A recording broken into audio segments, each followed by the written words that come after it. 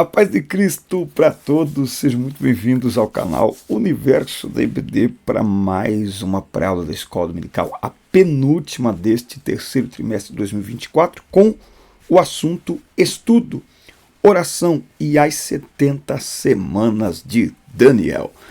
A paz de Cristo para todos, sou o professor Denis Pereira, presbítero da AD Belém, aqui em Campinas, São Paulo, e é um prazer estarmos juntos para prepararmos mais uma pré-aula da Escola Dominical. Se não está inscrito no canal ainda, inscreva-se, ative as notificações, dá like no vídeo e deixe aí o seu comentário, que é muito importante para nós. Fale para nós de onde você nos assiste. Se você é um veterano na EBD ou está chegando agora, lembre-se que temos aqui as pré-aulas para as classes de pré-adolescentes, adolescentes, juvenis, jovens e adultos e muito mais. Por isso, inscreva-se, ative as notificações, comente e compartilhe com o departamento da Escola Dominical da sua igreja. Nos ajude a chegar a 30 mil inscritos por aqui. Quanto mais pessoas alcançarmos, são mais pessoas sendo beneficiadas, sendo ajudadas e abençoadas pelo nosso trabalho. O nosso trabalho te ajuda, eu creio que se você está assistindo é porque te ajuda. Então, eu quero ajudar mais pessoas. Faltam poucos, nos ajude a chegar a 30 mil inscritos por aqui. Pegue Bíblia, revista, papel, caneta, bloco de notas. Vamos juntos preparar mais esta aula da Escola Dominical. Estudo, oração e as 70 semanas de Daniel. 70 semanas estão determinadas sobre o teu povo e sobre a tua santa cidade. Deus revela os seus planos, mas os fiéis devem buscar entendimento e interceder pelo povo da promessa, tá? Eu tenho dito ultimamente sempre que a oração produz discernimento, tá? O inimigo afasta o crente da oração. Anote isso aí, anote isso aí. O inimigo afasta o crente da oração, porque a oração produz discernimento. Não há nada mais ineficiente do que um crente sem discernimento. Porque o crente sem discernimento luta guerras erradas ou luta guerras certas com as armas erradas. Né? Então, o crente sem discernimento usa a arma espiritual onde é para usar ferramentas emocionais, usa ferramentas emocionais onde é para usar armas espirituais. O crente sem oração, ele luta uma guerra que é espiritual com força física, não é? E a nossa guerra, a nossa batalha não é contra carne e sangue, é contra uma força espiritual. Né? Então é muito importante que o crente tenha uma vida de oração, tá? Nesta lição estudaremos o capítulo 9 do livro de Daniel, ocasião em que o profeta se acha profundamente preocupado com o destino do seu povo e de Jerusalém, e ele então busca entender o plano de Deus para a restauração de Israel e o fim do exílio, tá? Então Daniel, ele orou de maneira intensa, de maneira fervorosa, buscando respostas até ser atendido, né? Então, Daniel se colocou diante de Deus e começou a interceder e orar para buscar entendimento daquilo que ele estava vendo, né? Daniel é uma grande lição para todos nós sobre vida de oração. E quando nós lemos o livro de Daniel, nós vamos ver que Daniel tinha uma vida de oração. A linha do tempo da vida de Daniel é uma linha do tempo determinada, definida, focada, mergulhada em oração.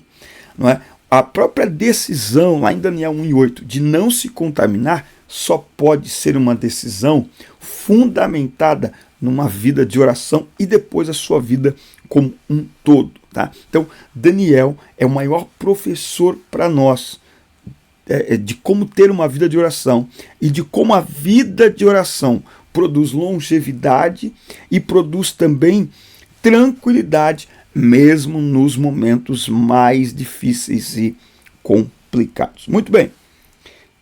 Tópico 1. Estudo e intercessão de Daniel. Estudando as profecias, o reino dos caldeus havia chegado ao fim com a queda da Babilônia, e agora Israel encontrava-se sobre o domínio do Império Medo-Persa, sob o governo de Dario, ou Dário. Consciente acerca das visões que Deus lhe dera, a mente de Daniel se volta para o seu povo, dedicando-se ao estudo das antigas profecias por meio das Escrituras. Ele se recordou da referência de Jeremias, profeta que vaticinou o cativeiro babilônico. Tá? Jeremias, ele profetiza, olha só, Daniel, ele é deportado para a Babilônia, né? Só que quando Daniel está crescendo já com esta... Eu sempre digo que Daniel, ele já nasce destinado para a Babilônia. E porque nasce destinado para a Babilônia, ele é preparado para a Babilônia.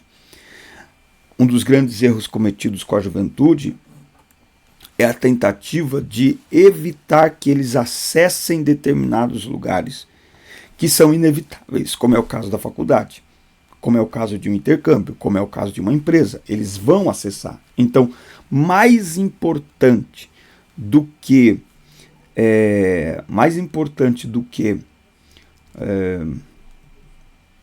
evitar certos ambientes é se preparar para todos os ambientes, porque existem ambientes que nós não poderemos evitar. E aquilo que era um comportamento periférico, escondido, hoje ele é um comportamento completamente exposto, visto em todos os ambientes. Logo, eu vou dizer de novo, mais importante do que evitar certos lugares é estar preparado emocional e espiritualmente para todos os ambientes, para que, como Daniel, não vou me contaminar. Né?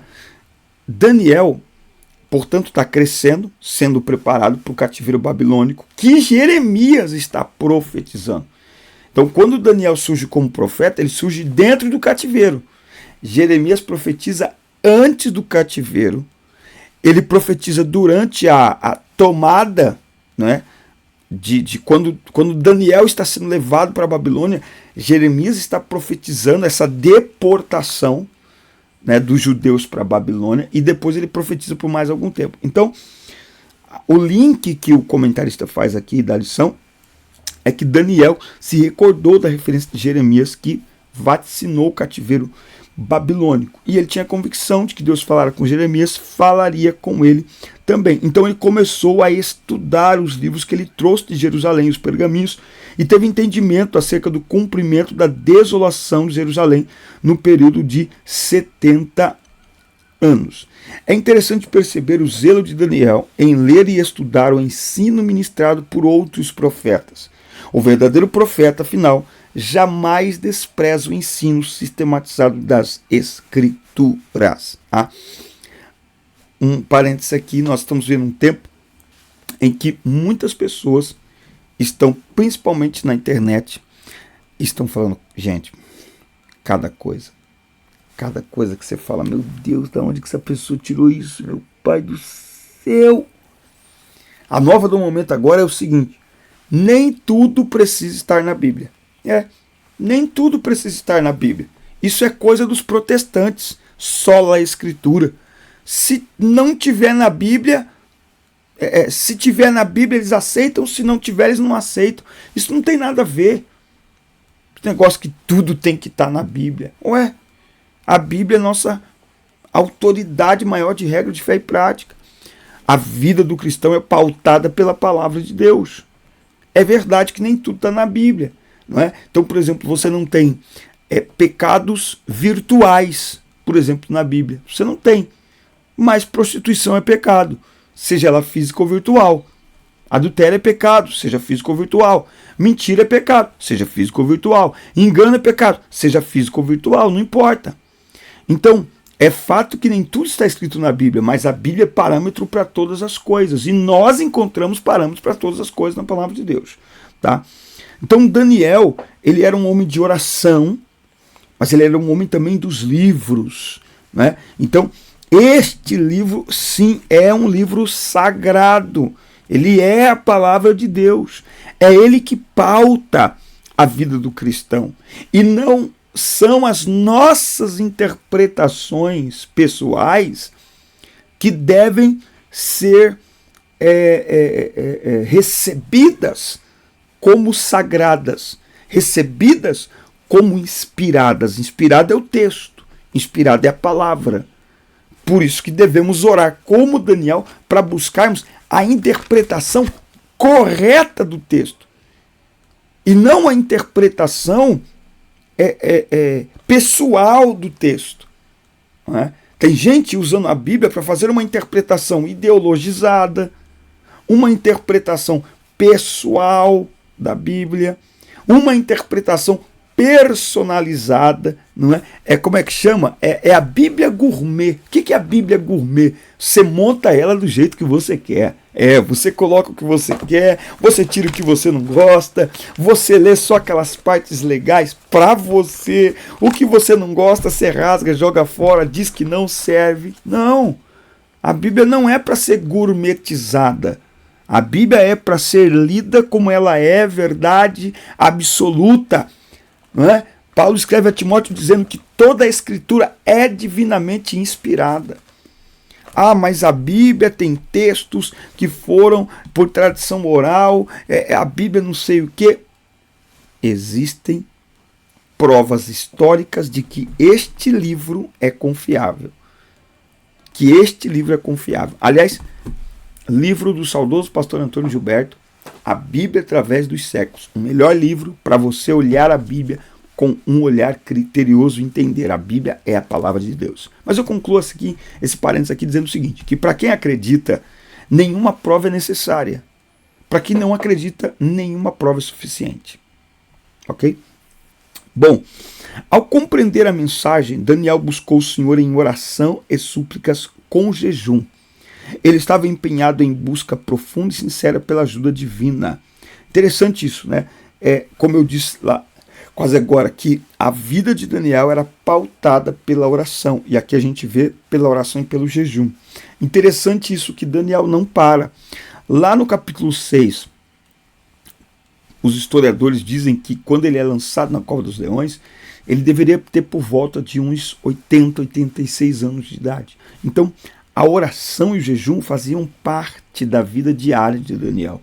Não era nenhuma coisa extraordinária, era o ordinário. Era para Daniel, orar e jejuar era comum.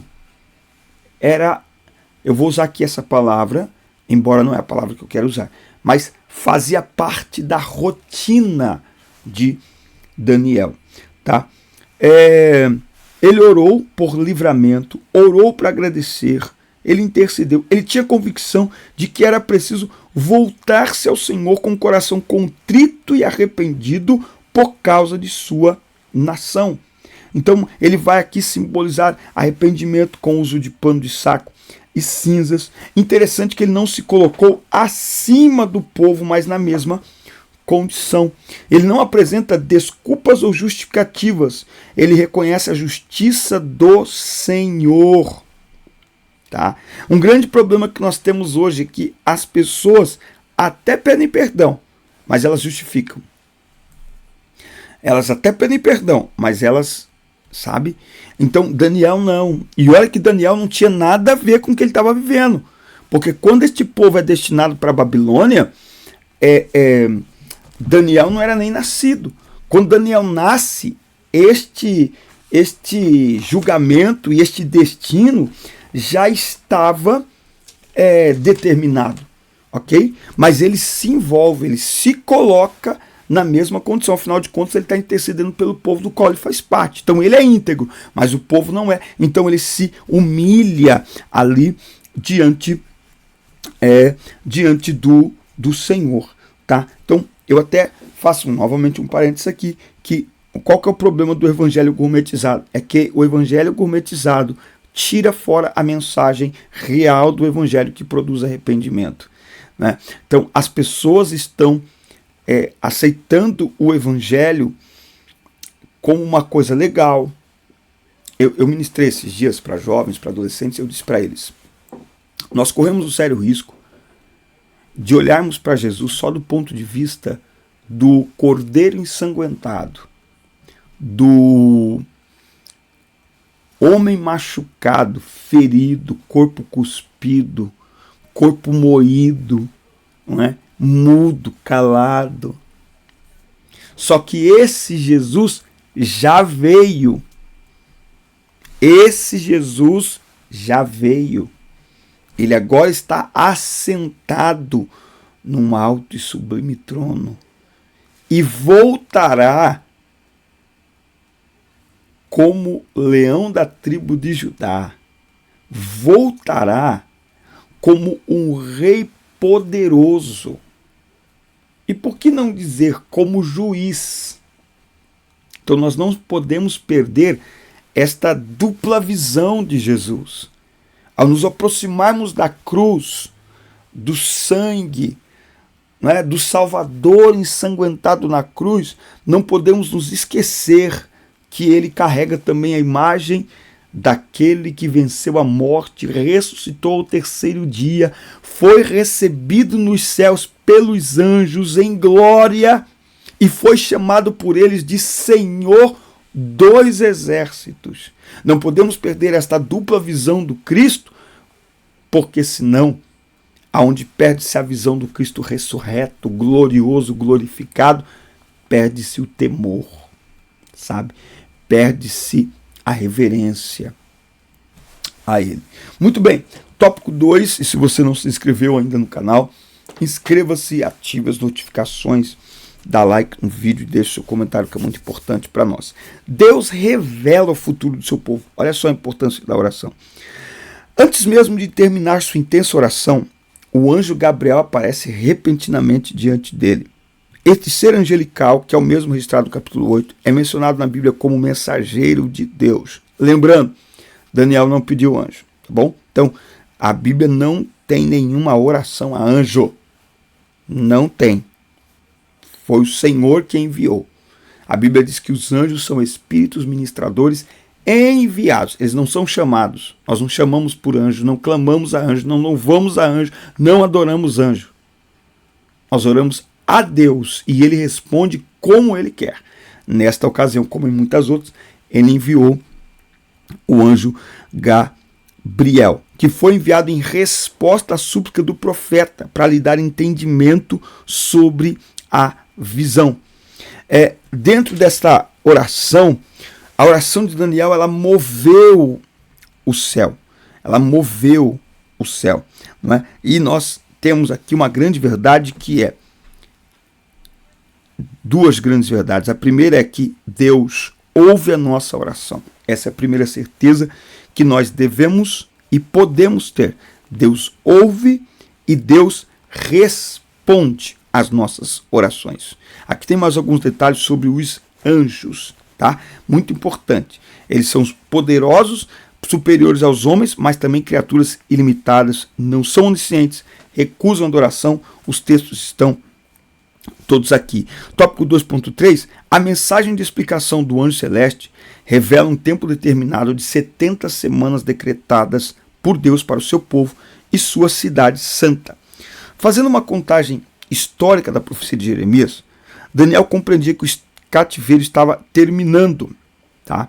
E o que vai acontecer depois por um decreto de Ciro, não muito tempo depois. Agora, o anjo dá um entendimento mais profundo e apocalíptico das 70 semanas, que se aplica não somente a Israel, mas a todo o mundo. Então, assim, há ali uma ampliação do entendimento de Daniel. Então, se eu disse lá no primeiro momento que a oração produz discernimento, a oração também, ela produz uma ampliação do nosso entendimento. Ela amplia a nossa visão, não é? É como se o crente sem orar é como eu sem meus óculos. Eu não consigo enxergar corretamente. Eu não consigo, principalmente ao longe, fica tudo borrado. Mas quando eu coloco meus óculos, eu consigo enxergar perfeitamente. Então, a oração, ela amplia o horizonte da nossa visão. E tópico 3, nós vamos entender aqui as 70 semanas de Daniel. Na Bíblia, o número 70 possui um sentido profético, tá? E aí, nesta profecia, 70 semanas são semanas de anos, não de dias, tá? Então aqui está dividido em 3 grupos, tá? Sendo semanas de anos, totalizando 490 anos, tá? Os 3 grupos são 7 semanas, 49 anos, de 62 semanas, 434 anos, 1 semana, 7 anos. As 7 semanas, o início deu-se com o decreto da reconstrução de Jerusalém, tá? Os principais estudiosos, enfim, aqui são fatos históricos. 72 semanas refere-se ao período do advento do Messias, Jesus de Nazaré. Nesse tempo ele foi morto, mais tarde Jerusalém foi destruída pela liderança lá do general romano Tito. E 1 semana, 7 anos, esta semana ainda não aconteceu. Então há uma referência profética nesta 7ª semana, porque ela está incluída dentro do período da grande tribulação. Lembra que cada semana são 7 anos. Quanto tempo dura a grande tribulação? 7 anos. 3 anos e meio de falsa paz, 3 anos e meio de intensa guerra. Tá? Então, a grande tribulação será o período de maior angústia da história humana, quando o mundo testemunhará a ira do Senhor. Deus fica irado. Precisa falar para a juventude aí, viu? Tem gente hoje em dia rebelde, que não aceita a ira de Deus. Não aceita. Fala, não combina um Deus de amor ficar irado. Ele é justo, ele vai fazer o quê? Ele vai abraçar quem o odeia? Ele vai abraçar quem o despreza? Deus é bobo agora? Entendeu? Deus é um fantoche, né? Então, não quer colher a ira de Deus? Abrace o amor dele, abrace a cruz. Simples, né?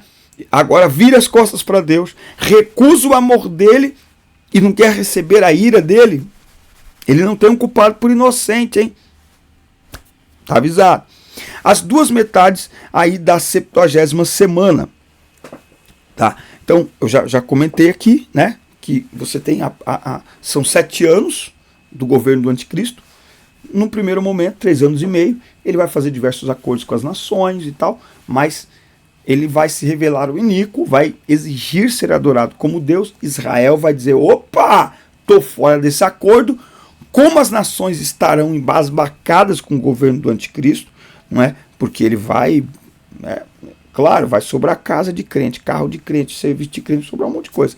Então, quando Israel se negar a adorá-lo, vai acontecer então a segunda parte destes 7 anos, 3 anos e meio de falsa paz, 3 anos e meio de intensa guerra. E aí ele vai perseguir Israel, e as nações irão perseguir Israel, e Jesus então vem com a gente, claro, com a igreja, para resgatar o seu povo. O estudo das Escrituras demonstra um longo intervalo de tempo que precede a 70ª semana. A Bíblia identifica esse intervalo profético como o tempo dos gentios. Atualmente estamos no tempo da graça de Deus e temos de anunciar o ano aceitável do Senhor para o mundo inteiro. É importante ressaltar que a profecia de Daniel refere-se a Israel e a Jerusalém. A igreja de Cristo não passará pela grande tribulação, pois terá sido arrebatada, né? Então, nós temos textos aqui que garantem à igreja que ela será preservada deste tempo de sofrimento, tá certo? Mas Noé não foi preservado do dilúvio. Noé não era a igreja, Noé não era a noiva de Cristo Jesus, tá certo? E como eu sempre digo, que se a igreja passa pela grande tribulação, o arrebatamento fica previsível, porque a igreja saberá discernir que Jesus volta então, ou no meio, e aí fica previsível também, porque hoje a gente não tem data nenhuma, entende? Hoje a gente não tem data nenhuma. Nós estamos aqui, tranquilão, estamos aqui cultuando ao Senhor, tudo legal, né? Pode ver que o crente, quando vê uma movimentação de uma pessoa, né, atuando no mundo de maneira muito hegemônica, a gente já fica assustado. Peraí, opa, que isso? Isso parece anticristo, hein? Uma pessoa só mandar no mundo, uma pessoa só coordenar as coisas, uma pessoa só dar uma ordem mundial, cuidado. Por quê? Porque isso já acende o alerta da igreja, porque o reinado do anticristo vai ter isso. Ele manda e todo mundo obedece. Ele manda e todo mundo segue, né? Então, o reinado do anticristo torna o arrebatamento previsível, e isso quebra um princípio bíblico da imprevisibilidade, falei bonito agora, hein? Da volta de Jesus. Não há uma previsão humana da volta de Jesus. Aliás, Jesus já sabe quando ele vai voltar ou não? Sabe ou não sabe? Ele disse, do dia e hora, ninguém sabe, nem o filho, senão o Pai que está no céu. E agora? Jesus sabe quando ele volta ou ele não sabe? Fica aí para você responder aqui nos comentários. Tá? Então, a grande tribulação, eu acredito que a igreja não passa. E faz sentido, porque o arrebatamento é imprevisível. Se o anticristo começa a governar na terra, a igreja acende o alerta e fala, opa, peraí, já começou, Jesus está voltando. Ou volta no meio, ou volta no final. Ou volta, não tem outro jeito. E aí isso quebra essa questão da previsibilidade da volta de Jesus. Amém? Forte abraço, obrigado por nos acompanhar em mais um trimestre. Assista, curta, compartilhe, inscrevam-se no canal e até o nosso próximo encontro. Deus abençoe vocês.